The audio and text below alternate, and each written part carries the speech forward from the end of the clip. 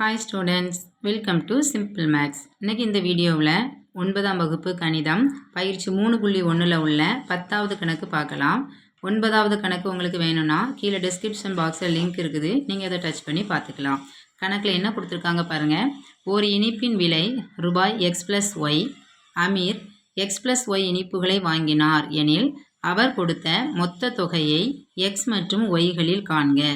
மேலும் x = 10, y = 5 எனில் அமீர் கொடுத்த தொகை எவ்வளவுன்னு கேட்டிருக்காங்க. ஓகேவா, ரொம்ப ஈஸியான சின்ன பிள்ளைங்க கணக்கு தான்.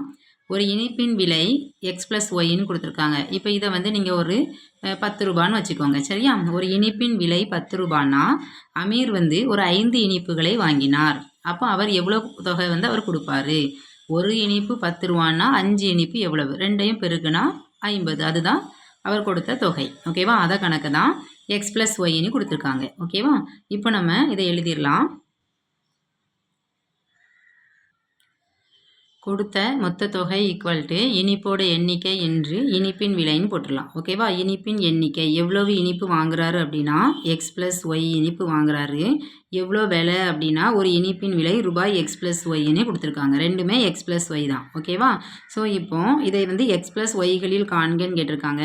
ரெண்டும் ஒரே மாதிரி இருக்கிறதுனால நம்ம இதை என்ன செஞ்சிடலாம், இங்கே ஒரு அடுக்கு இங்கே ஒரு அடுக்கு. அப்போ அதை நம்ம எப்படி எழுதிடலாம், x+y ஹோல் ஸ்கொயர்னு எழுதிடலாம். ஓகேவா, கொடுத்த தொகையை x மற்றும் yகளில் கண்டுபிடிச்சாச்சு.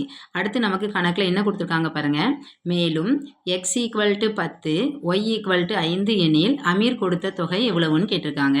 அப்போ இந்த இடத்துல அவர் கொடுத்த மொத்த தொகை கண்டுபிடிக்கிறதுக்கு x = 10, y = 5ன்னு அதில் பிரதியிடணும். ஓகேவா,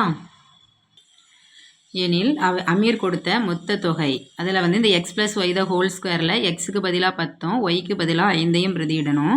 அப்போ பாருங்கள், 10 + 5 ஹோல் ஸ்கொயர். ஓகேவா, 10ஐயும் 5ஐயும் கூட்டினா நமக்கு என்ன வரும், 15 ஹோல் ஸ்கொயர்னு எழுதிடலாம்.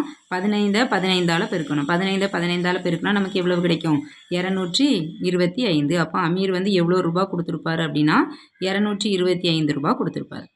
ஓகேவா, இந்த கணக்கு உங்களுக்கு புரிஞ்சிருக்கும்னு நினைக்கிறேன். ரொம்ப எளிமையான கணக்கு தான்.